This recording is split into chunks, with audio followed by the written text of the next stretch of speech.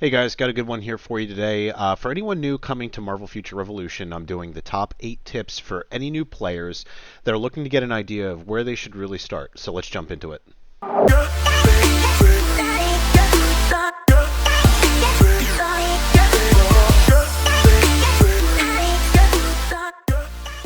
Alright guys, so jumping into it here, one of the first tips I want to give is before you really start dumping a lot of materials, a lot of resources, a lot of time into a character, you really want to play through them before you really start dumping a lot of stuff into it. And the main reason behind that is you could have a character you really enjoy, and by the time you're done, you end up playing another character, and you decide, like, okay, I think my playing style is going to work better for this specific character, and I think this is the character I want to use going forward. And I think what a lot of people do is, just starting off, they decide that they want to go with, say, Iron Man, for example, if it's your favorite Marvel character, and what people end up doing is dumping all the resources into him just to find out they might like playing Spider-Man's playstyle better.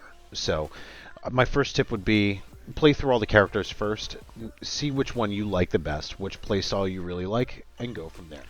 Alright, so tip number 2 is going to be to level up your characters to level 100.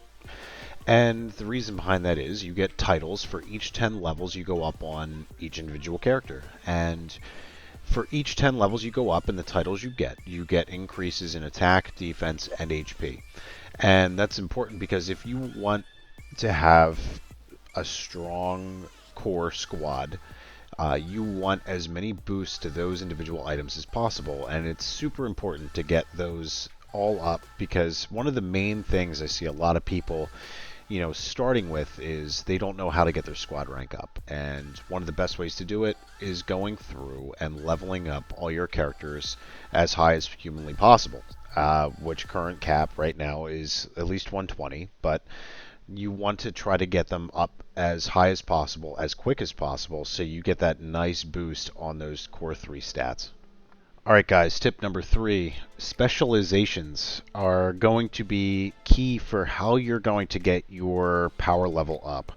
And I think a lot of people dump a lot of resources into these bigger kind of key equipable enhanced traits and things like that. Something I would do before I really started dumping a lot of resources into these would be to really do my research from people that main these characters. So, obviously, I mean, I know Captain Marvel like the back of my hand. I've been playing her since this game launched. And one of the things I wish I'd done before I started putting a lot of these different materials into specializations was to figure out what path I really wanted to go. And I think that's kind of really important because you could end up building up, say, for example, something that you're not going to end up using. And it's important to figure out what path you really want to go because you can really build these to be geared towards PvP, PvE. You really should have a pretty good balance of both. But what I would do if I was just starting out is to kind of figure out what some of the bigger people are running, some of the stronger people, and really go from there. Again, a lot of time, a lot of resources go into specializations. Make sure you choose the right ones before you really jump into it. Tip number 4 is honestly a no-brainer, training grounds. And that one you get 3 hours a week. Use up all 3 hours. Trust me, it is absolutely crucial that you use up the time that you were given every single week. And it's real easy if you work a job where you're sitting at a desk, or if you don't need a job, you don't even need your phone on you. Just hop in training grounds, throw it in sleep mode so you don't burn out your battery, and just let it go. It will sit there, it will level up for you, and presto, you have 3 hours in a day. I think I wake up in the morning and I end up doing maybe, I don't know, 40 minutes worth of training grounds, like first thing in the morning, hop in blitz, do my blitzes, and you're practically almost at your hour before you even start the rest of your dailies. So absolutely crucial. Get your 3 hours done during the week. Another big thing that I would recommend for training grounds is save your training time tickets for events where you are physically collecting specific items for events that can help you either get more fodder, more draw tickets, and things like that. So on weeks there's no events, save your training time tickets. I think it's on like almost like a 2 week cycle where they do 2 weeks off an event and then they start up another one.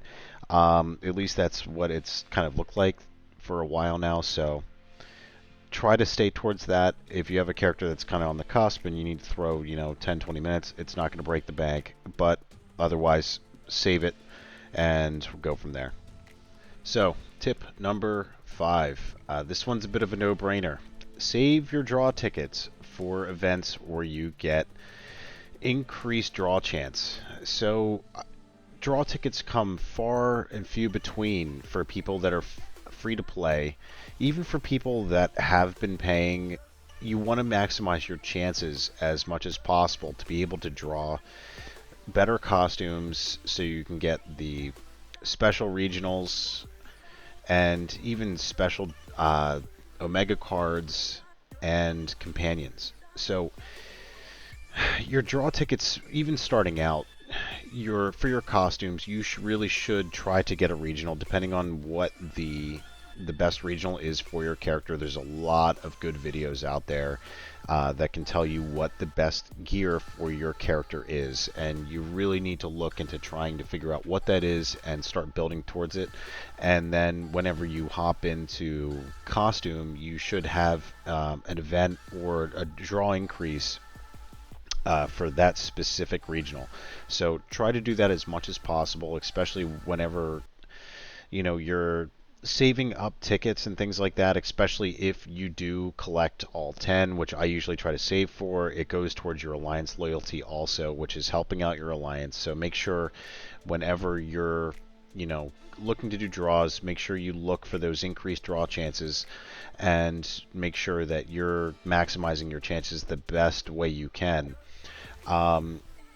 Even now, especially during events and things like that, Dimension Box used to be kind of worthless. You used to not be able to get much good stuff out of there, but now, especially during events for these special badges, they started with the Magneto event, and now they just recently had the Thanos one. You can actually get tokens. You can actually get badges out of there also. So it's good to try to save those, especially for events. At least I have been for Dimension and things like that, and use them as much as possible to maximize your chances of helping you level up and get better with your characters. Tip number 6. So this is one I absolutely struggle with, and I honestly haven't completed these probably since I started, just because it's such a drag lately to be able to get these things done. I almost never do spec ops anymore. Probably should be doing that, because if you're actually looking into nanoing your gear, spec ops is one of the best places to be able to get the fodder you need to be able to get those nanos on your gear.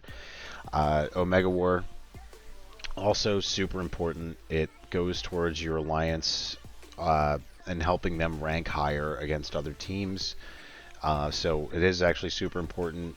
Most of the rewards I get from doing Omega Wars is mostly going towards the materials to boost your HP, and for every 10 levels you get of those, you actually get a nice 1% jump towards whatever it changes every 10 levels. So something you want to look to get done and try to place as high as possible every week. Your Dimension Duels also super important. You get the attack material for that. It's also super important, especially because attack is probably one of the most important over HP. Other than that, your blitzes, it's going to be one of your best sources for squad rank to be able to make sure you're getting that as high as possible. And other than that, just go through, do the challenges. They're not super difficult to do. It doesn't take a lot of time to knock those out. Honestly, you can defeat one supervillain just by doing the blitzes or just by doing your daily raids. It's, like I said, a little bit of a drag to be able to get those done every day, but heavily worth it if you're looking to level up as quick as possible. So tip number 7 is going to be your Omega cards. And from the bat, it's important to know that you need to make really two different decks. One for PvE, which is going to be your damage dealing towards enemies, supervillains, and things like that. And another one's going to be PvP, which is going to be what you can do to other players. So when it comes down to PvP, you want to focus on three things: PvP damage decrease, increase, and defense pierce. Uh, if you watched my previous video, you would have seen that PvP decrease and defense pierce are the two ones you really want to focus on out of the gate.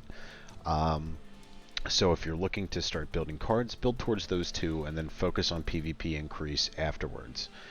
Once you kind of get to a point, you should be able to contend with Dimension Duels and Omega Wars and things like that.